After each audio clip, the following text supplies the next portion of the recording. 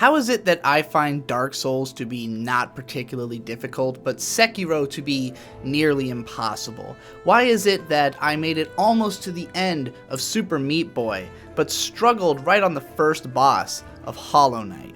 Well, it's because there are many different ways that a game can be difficult. To really understand what I find difficult or not difficult, we have to go through my history as a gamer and explore what kind of games I grew up with and what kind of things I've adapted to as a gamer. See, I've been playing video games since I was about 7 years old, but I am the eldest of 3 siblings. So in my household, if one person was playing a video game, it meant that the other 2 siblings wanted to be playing that game. And rather than all fight over it, we just tended to favor multiplayer games. Stuff that I could play with my younger brothers, be that Super Smash Brothers or maybe a 4-player co-op game like Phantasy Star Online Episode 1 and 2 a little bit later on. It wasn't until way later that I started playing more single-player games, and a lot of it was catch-up. I finally got a PlayStation 2 and started catching up on all the 3D platformers that I'd missed out on. And then, since I was a big anime fan, when I was in my mid-teens, I got really into JRPGs, stuff that basically was anime as a video game because I liked the storylines. I wasn't really that engaged with the combat mechanics, and often it was difficult for me to even learn how I was supposed to play the more complicated RPGs because I was really just playing it for the story, for the cutscenes. In my adult life, I started getting really into 2D platformers because of the fact that they tend to be shorter and something I could blast through in an afternoon. When I didn't want video games taking up as much of my time, I started to favor very short games that I could just run through as quickly as possible. And since there are tons of free 2D platformers on the internet, as well as the ease of emulating older games, when I didn't want to spend money on games, I would just download huge amounts of Super Nintendo RPGs and platformers and either make it through a whole platformer or maybe the first 6 hours of an RPG. At no point in my gaming history did I play a lot of reflexively challenging games.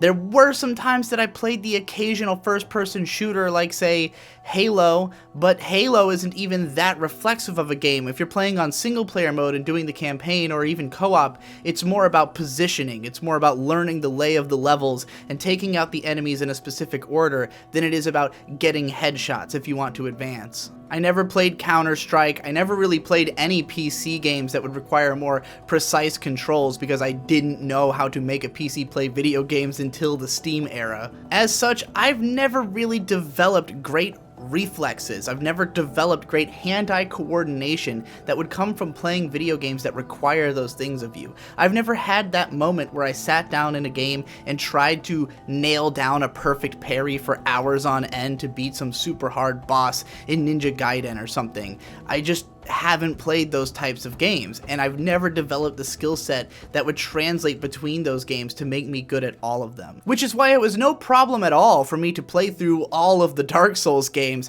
because there is no reflexive challenge in those games. Now, if you have those skills, you can make Dark Souls incredibly easy.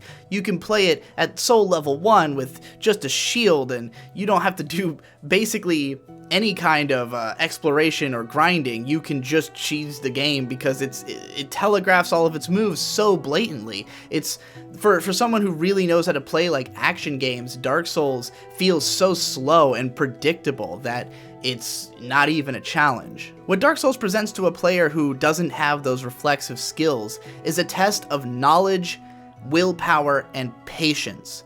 I would be willing to believe that somebody who's never played a video game before would be able to beat Dark Souls without too much trouble, as long as they're paying attention. If you take the approach with this game that you read everything presented to you, that you really take your time and immerse yourself in the world and don't go in with the expectation that you're supposed to be constantly making progress, that you're supposed to be, always making it through the level, as you might consider it, every time you attempt, you'll realize that the game, it does actually have constant progression. You always keep whatever items you pick up, which are far more important than your soul level. You develop an understanding of the environment. So whereas you may have gotten killed by some kind of trap or thing you didn't see the first time, you won't likely get killed by it again once you know that it's there. And even still, if you're observant enough, you might not ever even fall for that trap because you might realize the mechanism of it before it has a chance to hit you, as long as you're playing cautiously and patiently. So really, the game is not a test of reflexes in any way. Sure, the boss fights can be pretty difficult if you are lacking in skill, but they move so slowly, and there is so much you can do to overpower yourself so that you have, every time you land a hit, maybe you do a third of the boss's life bar because you've gone around and collected the certain items that will be more powerful, or, certain buffs that you can put on your weapons to make you do even more damage. There's just a lot you can do to empower yourself to make it so the reflexive challenge isn't as difficult, even if it's just grinding for levels. For me personally, as I've talked about many times before, I put all my points into vitality and strength, overpowered everything, was able to take lots of hits. So no matter how bad I was at dodging enemies, I was going to survive a hit from an enemy. And no matter how bad I was at timing my sword swings, they were going to do so much damage that I would be able to beat the thing eventually. This is not the case in Sekiro. Sekiro is a game that expects you to eventually learn the reflexive challenge. You have to learn how to parry. If you can't parry enemies, you will eventually be fucked. And I made it pretty far into this game. I've gone down a lot of different pathways. I've done a lot of content. I love the game from what I've played of it. But I've hit a wall where I can't make progress because I suck at parrying. And there's a lot of things you can do other than parrying in this game. There's a lot you can do to avoid it as much as possible. I'm shocked at some of the bosses I was able to beat without mastering parries. The different ways that I found around it, the different methods that are in the game. Again, because hitting the walls of being stuck on a boss caused me to explore the world as thoroughly as possible, to find as much information, as many techniques, to figure out exactly what I could do to minimize the need to be reflexively good at the game. But ultimately, the game is so reflex driven that it has become extremely difficult for me. And I don't begrudge the game for that. I think that's great. One of the things that I think is great about media in general is that it can provide such very specific, such esoteric needs that if you want a high-level reflexive challenge and you want it in the best package you can get it in, you get it with this game. I don't think that the game should be for everyone, because if the game is for everyone, then it's not for anyone that powerfully. If you wanted a game like this, you're gonna get the most powerful experience you could have asked for, and that's why the people who have beaten this game, many of them consider it their favorite.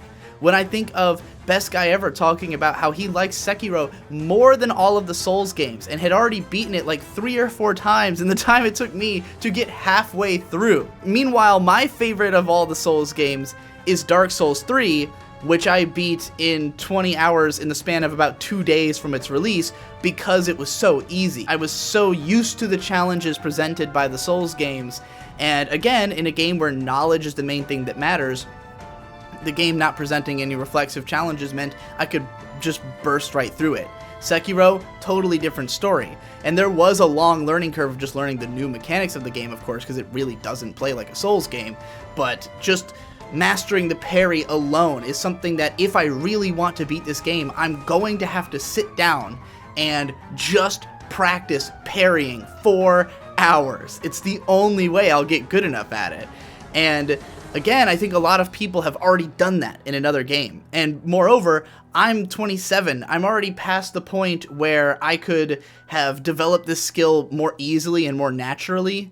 When you're younger, you pick up these kind of skills more easily, and you can kind of carry over the skills that you've developed at a younger age forward with you into the future. It's harder to learn those kinds of new things, to build those neural pathways, if you will, when you're older. So, I'm already at a point where it's going to be even more difficult for me to learn that than it would have been if I tried to do it before. And it's a big ask on my time. Now, is this all to say I'm not going to do it? I hope I do it. I hope I eventually beat Sekiro because I love the game. I think it's really fucking cool. But this is why it's difficult in my mind in a way that the Souls games really aren't. The difficulty in Super Meat Boy is all in execution. It's in your ability to perform an exact series of button presses with perfect timing. But again, it's not particularly a reflexive challenge, it's more about memorization. As long as you play this level over and over again, you'll eventually memorize the exact length of time to hold down each button. And it doesn't change. You're just attempting it again and again until you understand how to do it right. Now, if you're better with the reflexiveness, you probably will just beat the game much quicker. You'll probably also be able to beat Hell Mode. I can't even play half the levels on Hell Mode because they're way harder and way more of that kind of challenge. And there are certain levels that are definitely harder for me because of the challenges they present. But if the challenge is just memorization, you just got to throw yourself at it until you know it. And then once you know it, you just got to do it right. And it's not easy to do right, but it's a very different story from something that you have to constantly be reading something new, something that changes slightly. So for instance, in Hollow Knight, which does not respawn you instantly at the exact challenge you just did the way Super Meat Boy does, which makes it very easy to throw yourself at that challenge over and over again. In this game, you'll be fighting a boss who, once again, you have to recognize the telegraph of a move. It's not exactly the same every time. You can't just press the same buttons for the same length of time that you did last time and expect to get the same result. You have to read the battle as it's occurring.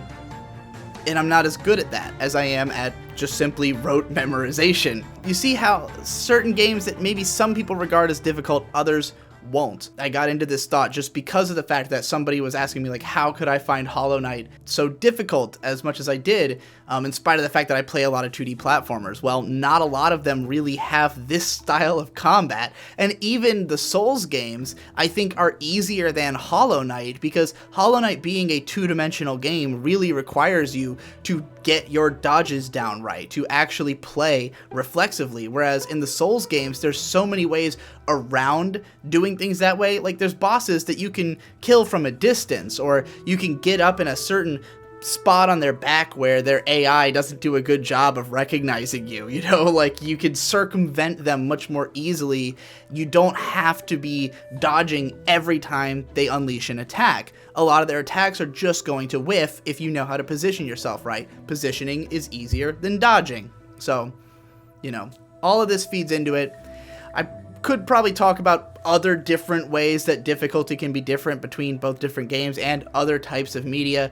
But I think I've, this is mainly the point I wanted to make. I've made a bunch of videos about difficulty over the years. Maybe I'll make a playlist about it. I talked about skill floors and ceilings way back, all kinds of other shit. So I'll put a link to some more difficulty discussion in the description if you're interested in more on the subject. Also, while you're here, if you like my videos, please donate to my Patreon. If you give me $1, you get into my Discord. If you give me $5, you get a bi-weekly podcast where I fucking talk about all the things I did those 2 weeks. $15, you get a rant. And for $40, you get a care package. This has been DigiBro, and I'll see you in the next one.